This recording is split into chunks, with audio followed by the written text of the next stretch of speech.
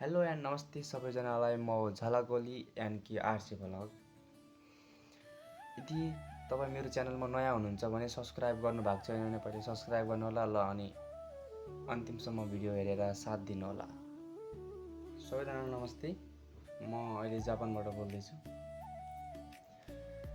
म हजुरहरूलाई आज के भन्न आएको भन्दाखेरि हैन, यो भिडियो खासमा के को लागि बनाएको भन्दाखेरि यदि जापानमा हैन नेपालदेखि जापानमा भर्खरै नयाँ विद्यार्थी कोही आउने हुनुहुन्छ भने, सियो आइसकेको अथवा सियो आउन बाँकी भएको कोही हुनुहुन्छ भने यो भिडियो हेर्नु होला। जापान त आउँदै हुनुहुन्छ, अब कस्तो खालको व्यक्ति आउँदै हुनुहुन्छ, अब लोन लगेर आउँदै हुनुहुन्छ कि आफ्नै पैसाले आउँदै हुनुहुन्छ कि आधी लोन लिएर आउँदै हुनुहुन्छ कि अब कस्तो व्यक्ति आउँदै हुनुहुन्छ।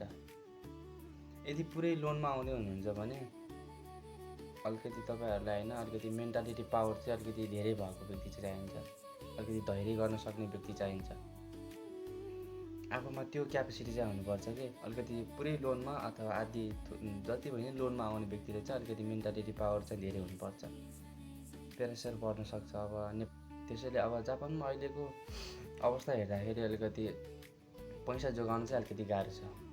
नियमअनुसार 28 घन्टाभन्दा धेरै काम गर्न मिल्दैन। 28 घन्टा काम गरेर आफूलाई यहाँ खान बस्न चाहिँ ठिक्क हुन्छ। खर्च नै नगर्ने व्यक्ति हुनुहुन्छ, धेरै खर्च गर्दैन, म के खर्च हुन्छ भन्ने चाहिँ हुनुहुन्छ भने चाहिँ गाडको फीसम्म चाहिँ जुटाउन सक्छ होला जस्तो लाग्छ मलाई चाहिँ। त्यसैले तपाईँहरू चाहिँ लोनमा आउँदै हुनुहुन्छ भने चाहिँ मेरो सजेसन चाहिँ के छ, लोनमा चाहिँ आउने व्यक्ति चाहिँ जापान नआउनुहोस्। किनकि 4 वर्षमा त्यो लोनको ब्याज धेरै नै माथि पुगिसक्छ। त्यसैले तपाईँहरूलाई त्यो लोन सकाउन नै धेरै टाइम लाग्छ, बुझ्नुभयो नि। झन् नियम विपरीत काम गऱ्यो भने नेपाल पठाइदियो भने झन् अब त्यो लोन झन् कहाँ पुग्ला। त्यसैले लोन लिएर बरु अरू देश गएकै ठिक होला। अनि आफ्नै पैसाले आउनुहुन्छ भने चाहिँ अलिकति ठिकै हुन्छ। लङ टाइम सोचेर आउँदै हुनुहुन्छ, आफ्नै पैसाले आउँदै हुनुहुन्छ भने चाहिँ त्यो जापान चाहिँ म बेस्ट भन्छु, नराम्रो भन्दैन। अब 4 वर्ष पढेर कि 4 वर्षमा राम्रो भाषा बनाएर 4 वर्षपछि वर्किङ लाग्यो भने चाहिँ लोन नलिएर आउनेलाई चाहिँ राम्रै छ। जिन्दगी अलिकति सहज हुन्छ, पछि घर परिवार फ्यामिली ल्याउन पाइयो, सहज हुन्छ। तर लोन लिएर आउँदै हुनुहुन्छ भने चाहिँ अलिकति मेन्टालिटी पावर चाहिँ अलिकति क्यापेसिटी चाहिँ त्यो बनाएर आउनु कि मैले 4 वर्षभित्रै लोन तिर्सक्छु भनेर चाहिँ नआउनु कि 4 वर्षपछि चाहिँ मैले वर्किङ लाग्यो भने लोन तिर्छु भनेर चाहिँ आउनुपर्छ। अलिकति धैर्य राख्नुपर्छ। म पनि लोनमा आएको मान्छे होइन, म जापान आएको धेरै त भएको छैन, 4 महिना समथिङ 4 महिना भयो। तर पनि मैले 4 महिनामा बुझेको र अलिकति भन्न चाहेको कुरा चाहिँ मैले हजुरहरूसँग भनिरहेको छु। मैले पनि म पुरै लोनमा आएको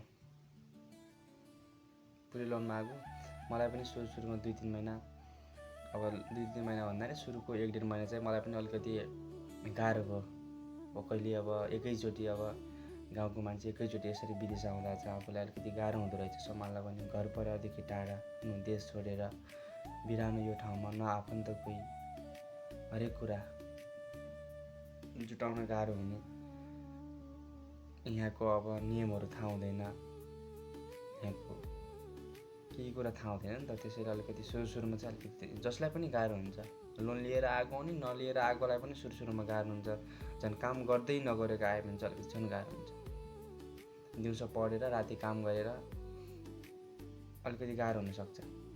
सुरुमा बिस्तारै बाना परिन्छ। म पनि अब 4 महिना भइसक्यो अलिकति बाना परिरहेको छु बिस्तारै। र पनि सुरुमा अलिकति म यहाँ सक्दैन कि हो जस्तो लागिरहेको थियो सुरुमा मलाई। अहिले चाहिँ अलिकति अब यहाँको सबै अलिकति बुझ्दैछु। थोरै भए पनि केही पर्सेन्ट भए पनि बुझिरहेको छु र बिस्तारै अलिकति सहजता हुँदै गइरहेको जस्तो आफूलाई महसुस भइरहेछ। त्यसैले लोनमा आउनुहुन्छ भने चाहिँ अलिकति अब त्यही हो, 4 वर्षपछि चाहिँ अलिकति वर्किङ लागेपछि तिर्छु भनेर अलिकति त्यो खालको क्यापेसिटी बनाएर आउनुभयो भने अलिकति धैर्य गर्न सक्नुभयो भने राम्रै हुन्छ। लङ टाइम सोचेर आउँदै हुनुहुन्छ भने होइन भने लोन तिरेर आएपछि चाहिँ अलिकति अहिलेको समयमा चाहिँ अलिकति हम्मे पर्न सक्छ। ल आजको भिडियोको कुरा कस्तो लाग्छ यसो कमेन्ट गर्नुहोला। मैले के को बारेमा भिडियो बनाउँदा हजुरहरूले हेर्नुहुन्छ राम्रो लाग्छ त्यो कमेन्ट गर्नुहोला। म त्यस्तै खालको भिडियो बनाएर फेरि ल्याउने छु।